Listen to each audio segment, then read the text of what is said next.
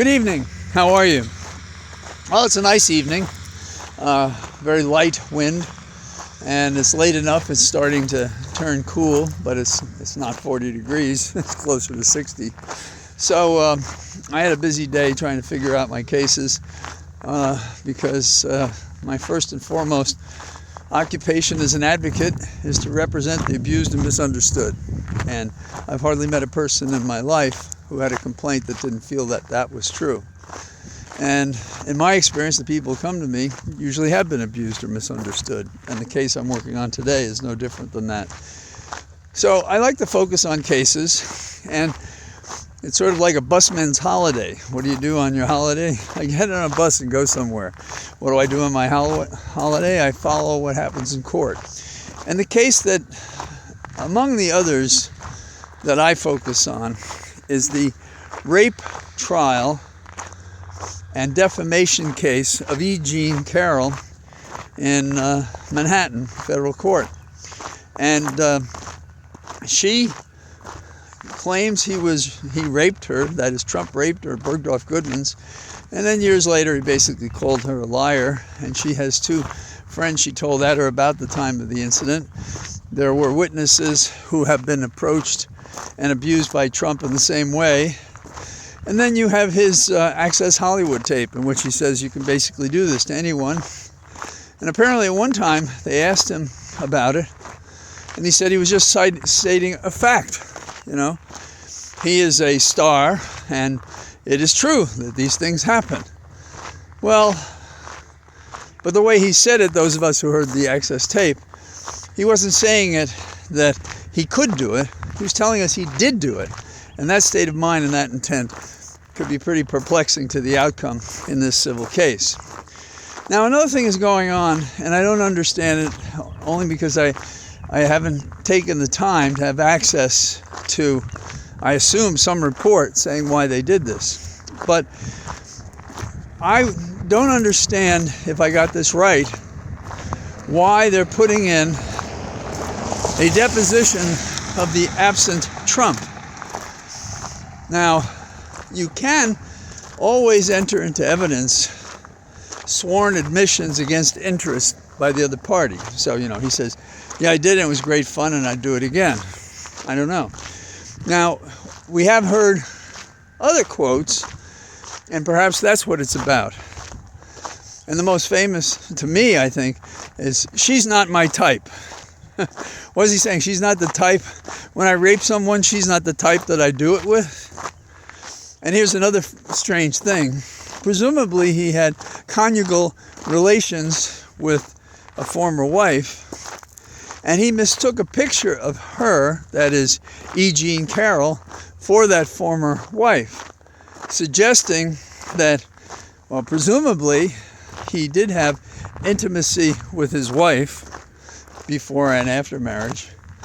And if he mistook E. Jean Carroll for his wife, this is one of those transitivity questions we were talking about math the other time.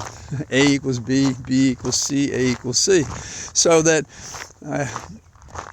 we have a situation in which he's basically said she looks like his former wife. So, I don't know. If that's what they're putting in, I could understand that. But I don't know what else I would put in. Now, the judge is no fool, and he is policing the defense in this case because of the absent defendant, Trump. Trump went to Scotland to look at his golf courses. Now, when was that scheduled? When did he do it? Why did he do it? Why did he absent himself? Now, then he said while in, was it Ireland or Scotland? I think it was Scotland. He said while he was abroad that he was going back to testify, and he was going to show that judge, and he was going to show her. And he's saying that on Friday when everybody rested. So the judge scrutinized Tacopina and said, so is he going to be here or not? And he said no. And the judge, so he couldn't be caught in this new problem in litigation. Now, it's not entirely novel, but it is used in every case that Trump finds himself in. And it is that there's the case in the courtroom and the case outside of the courtroom.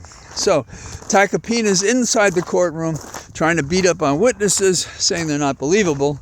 And Trump's outside the courtroom hoping that he will infiltrate at least the public reaction to his conviction, if not, or judgment I should say, or avoid a judgment against him entirely. And so the judge, not to be caught in one of Trump's inside courtroom, outside courtroom acts, said, I will give him until Sunday evening, I believe he said at 5 o'clock, to let us know if he's going to come here and testify on Monday. So the judge is flexible enough. Now, if Trump remains the baboon that he normally is, he will play this out until the last instant, make some bullshit excuse about not getting on his own private plane to come back, and not testify. And the summations by Ms. Carroll and by Tacopina will go forward. And I'd like to be in the courtroom for that, but I can't. I'll be doing what lawyers do.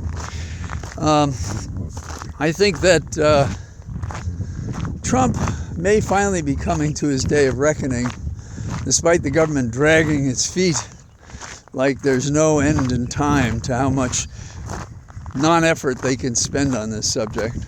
But there are new breakthroughs. A possible witness who's going to cooperate in Florida about the classified papers that Trump had and what he knew and when he knew it and how he was violating the rules to produce these files that he had not produced before, and showing therefore that when he said he had produced them all, he hadn't, and he's concealing them.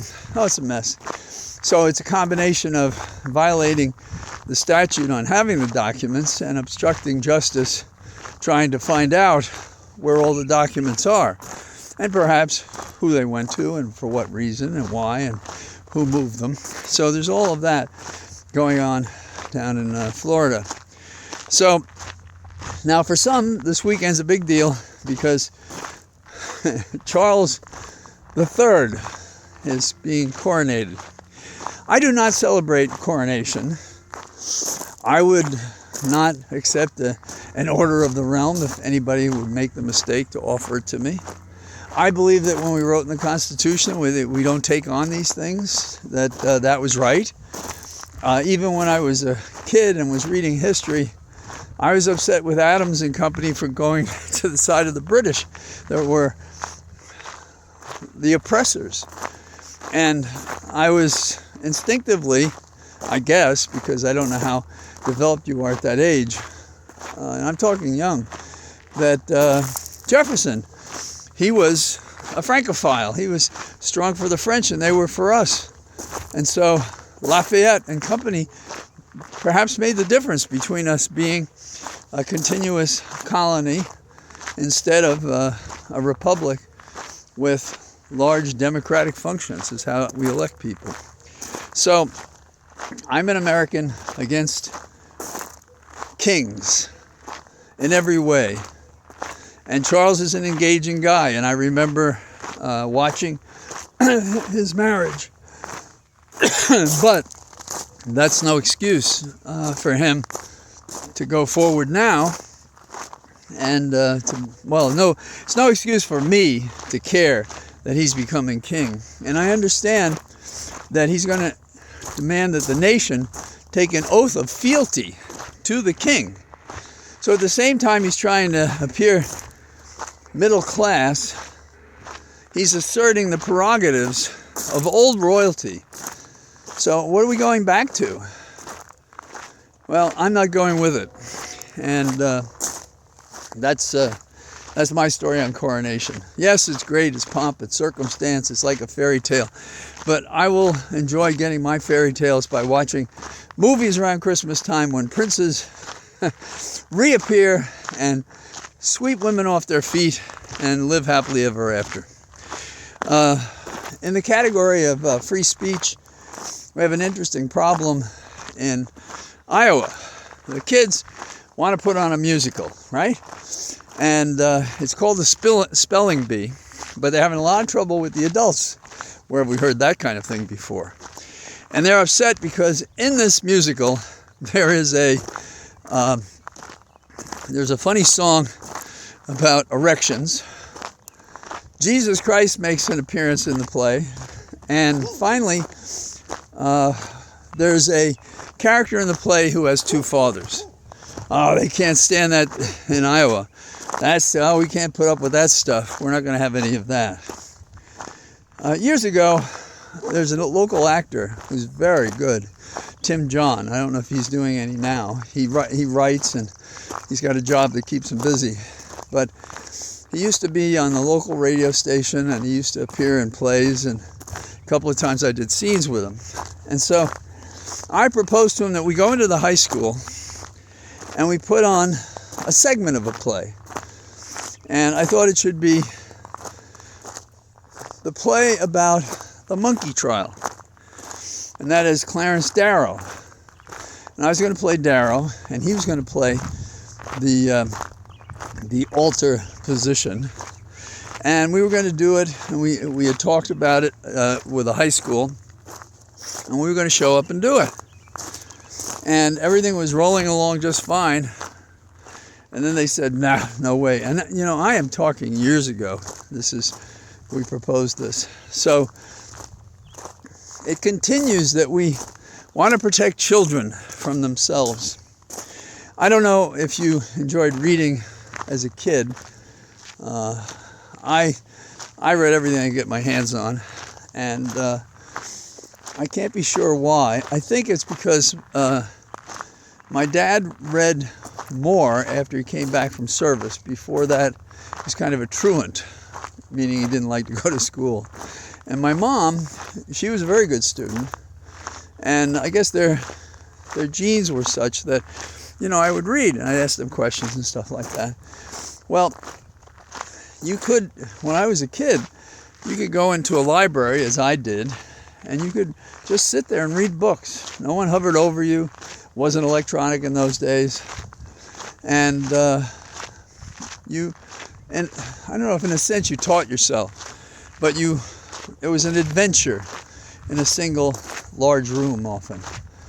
And I really thought I'd graduated and gone to library heaven when I found out you go to the 42nd Street Library in Manhattan and you tell them you want to see a certain book, and somebody will go get it and bring it to you at a station in this marvelous room with mahogany everywhere and lamps. Now, being a kid from the South Bronx, this stuck with me as, I don't know, not privilege. This was a grand adventure. The adventure of ideas. The things that played out in real life and really made a difference. The words become flesh. And I'm not talking about the Bible. So, to try to curtail, quote, kids or children from understanding and expressing themselves, they will find a way. I mean, when I was pushed back as a kid, I would push back and find other ways to do what I thought was, the freedom.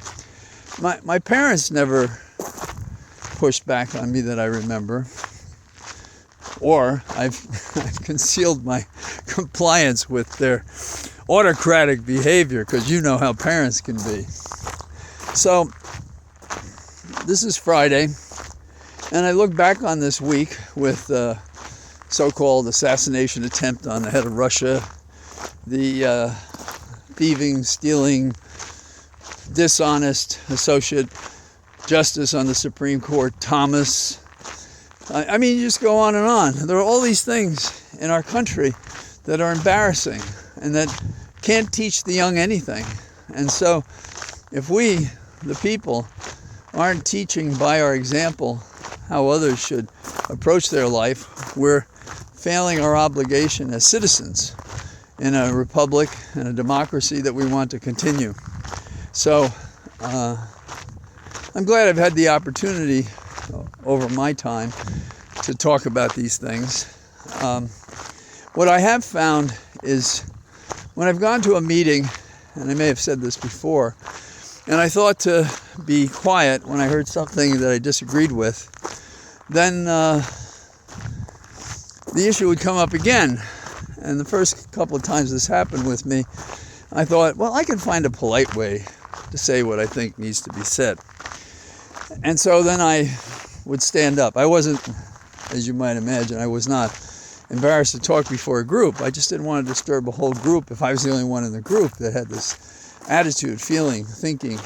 And what I found was, when I gave my opinion, it's not that people necessarily followed it, although some did, but it gave license to everybody in the room to talk about that issue, whatever that issue was. And if you honestly express an opinion, and it's wrong or it's dumb, but another person picks up on it and articulates a better idea, one without errors, then you have kind of a creative dialogue that doesn't exist in America right now. People tell us what they think we want to hear. Certainly that was true of Fox. And to a lesser extent, it's true in other places. You know, the apologists for the Justice Department, the people around Trump telling us all the garbage they have to say, the things we fail to do about the environment or about women's right of choice, what we're doing about protecting children from guns, and so on and so on. We have all these issues. And the book grows thicker. And we have to address these things. And to have read and have a discipline of mind, to have an assembly of standards by which you measure what you're about and what you think society is about, what you understand a republic and a democracy is about, your local community is about, your family is about. If you don't have those values, you have chaos. And, you know, I may dispute some of those values, but how even you do that, how you're civilly disobedient, that's the key. So on this Friday, as the sun has already bowed over the horizon, and there are the pretty lights coming and the blues and so forth, you can feel that America is lurching toward its destiny. And I think we're going to restore the republic if we keep on the mark, if we keep working the problem. So here I am, and there aren't many trees where I'm standing now, but I call you from my cathedral of trees not too far from here, and I'll try to talk to you tomorrow. Bye-bye.